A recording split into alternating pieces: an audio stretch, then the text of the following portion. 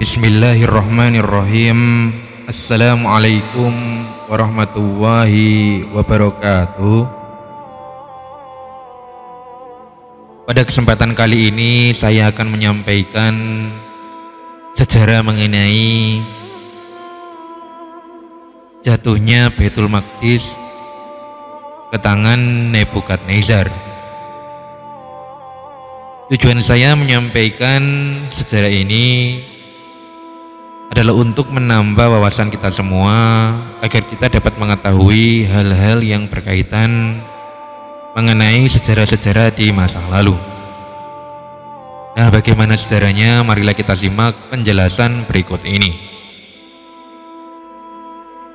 Nebukadnezar atau Bukhtanasor adalah penguasa kekaisaran Babilonia baru, yaitu di dalam dinasti Kasdim yang berkuasa kisaran tahun 605 sebelum Masehi hingga tahun 562 sebelum Masehi, yaitu selama 43 tahun lamanya.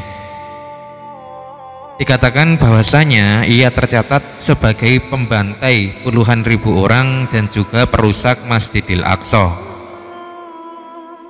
Di sisi lain, selama 7 tahun Nebukadnezar menderita gangguan mental. Dikatakan bahwasanya Nebukadnezar ini merasa dirinya adalah seekor sapi, sehingga berjalan merangkak dan gemar merumput di padang rumput. Ibnu Khaldun dalam bukunya yang berjudul Al-Muqaddimah menuturkan bahwasanya Masjidil Aqsa dihancurkan oleh Nebukadnezar setelah 800 tahun berdiri. Ketika itu juga Nebukadnezar membakar Taurat, kemudian tongkat milik Nabi Musa, dan melelehkan efigi-efigi dan memporak-porandakan batuan-batuannya. Kemudian para penguasa Persia mengizinkan Bani Israel kembali ke Yerusalem. Nah, selain di Yerusalem, ia juga melakukan penyerangan ke Damaskus, di mana Ibnu Katsir dalam bukunya berjudul Qasasul Anbiya mengutip daripada Abu Ubaid Al-Qasim bin Salam meriwayatkan dari Abdullah bin Soleh, dari Al-Laits, dari Yahya bin Sa'id, dari Sa'id bin Musayyib. Ia berkata, ketika Nebukadnezar datang ke Damaskus, ia menemukan darah Yahya bin Zakaria yang mendidih. Lalu ia bertanya tentang darah tersebut. Kemudian setelah diberitahukan, lalu ia membunuh masyarakat sekitar untuk meredam didihan darah Yahya. Dan kemudian setelah 70.000 orang dibunuh, barulah darah itu berhenti mendidih. Dan itu adalah kisah kebengisan daripada Nebukadnezar. Di sisi lain, ia juga tercatat pernah menderita penyakit mental yang aneh selama 7 tahun. Dia meyakini bahwa dirinya adalah sapi dan berjalan dengan kedua tangan dan kedua kakinya, lalu memakan rumput di padang rumput. Bicaranya pun dengan teriakan. Nah, penyakit ini bernama pantropia, yaitu kelainan psikologis yang sangat langka. Nah, orang dengan penyakit ini mengira bahwa mereka adalah sapi atau lembu jantan dan mulai bertindak atas dasar ini. Nah, penderita pantropia kehilangan rasa sebagai manusia dan mulai berjalan merangkak, memakan rumput padang rumput, kehilangan kemampuan untuk berbicara dan menggantinya dengan berteriak dan melenguh. Nah, kita kembali ke Masjidil Aqsa. Di dalam Al-Quran dinarasikan bahwa Bani Israel pernah diserang besar-besaran oleh 2 bangsa, di mana mereka diserang sebagai akibat dari kecongkakan dan kerusakan yang mereka lakukan di muka bumi. Nah, penyerangan ini menghancurkan secara total bangsa Israel, termasuk bangunan megah yang pernah didirikan oleh Nabi Sulaiman. Bangunan besar dan megah ini kemudian dihancurkan oleh bangsa Persia. Nah, Ibnu Khaldun melanjutkan penuturannya mengenai sejarah Masjid Al-Aqsa ini.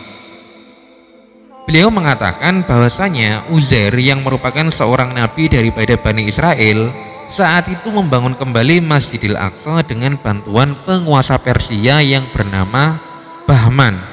yang dalam kekuasaannya berhutang budi kepada Bani Israel yang sebelumnya digiring sebagai tawanan di Babilonia oleh Nebukadnezar. Nah, Bahman ini menetapkan batasan-batasan pembangunan kembali Masjid Al-Aqsa dan membuatnya menjadi bangunan yang lebih kecil daripada yang ada di masa Nabi Sulaiman. Nah, Bani Israel tidak mau melanggar ketentuan seperti itu. Nah, setelah Nabi Uzair wafat, banyak bangsa yang menaklukkan Bani Israel secara bergantian. Dan Bani Israel pernah juga dijajah oleh Yunani, Persia, dan Romawi. Nah, kemudian pada tahun 70 Masehi, bangunan megah ini diluluh lantakkan kembali oleh Titus dari Romawi, di mana Al-Quran menyebutkan penyerangan Titus terhadap Bani Israel sebagai wa'dul akhirah. Hal demikian dilakukan sebagai balasan atas kecongkakan mereka di muka bumi, sehingga Tuhan murka terhadap mereka, dan karena itu Allah Subhanahu wa Ta'ala mengutus Titus untuk menghancurkan Bani Israel. Nah, bangunan Baitul Maqdis dan Masjidil Al-Aqsa diratakan seperti tanah. Kendati demikian, masih ada sisa-sisa bangunannya, terutama karang suci tempat persinggahan Nabi dalam melanjutkan perjalanan Mi'rajnya menuju Sidratul Muntaha. Nah, demikianlah sejarah singkat mengenai kehancuran Baitul Maqdis yang dapat saya sampaikan.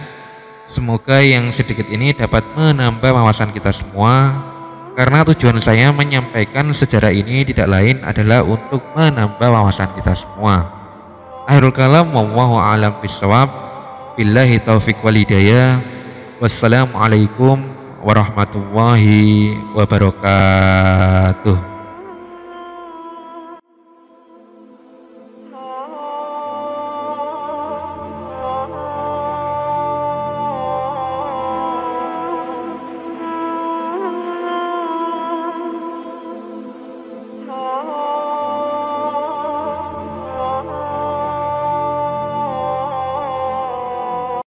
بسم الله الرحمن الرحيم